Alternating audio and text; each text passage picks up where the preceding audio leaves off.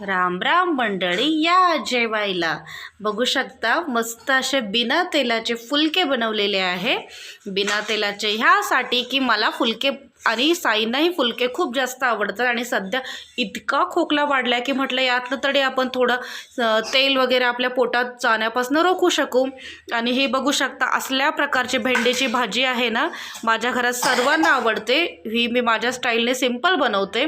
त्यात जस्ट मी लसूण, हिरवी मिरची, कढीपत्ता, कोथिंबीर आणि एवढाच घटकांचा समावेश करते. कधी कधी शेंगदाण्याचं कूट टाकते तर कधी टाकतही नाही. एकदम सिंपल, बाकी काही टोमॅटो, कांदा वगैरे काहीही गरज नसते आणि खूप छान लागते. ही माझ्या मुलाला पण माझ्या हातची खूप आवडते आणि तोही नेहमी म्हणत असतो, भेंडीची भाजी दिसलं की तो ते आवर्जून घ्यायला सांगतो आणि घरी आल्यावर असल्या प्रकारची बनवायला लावतो.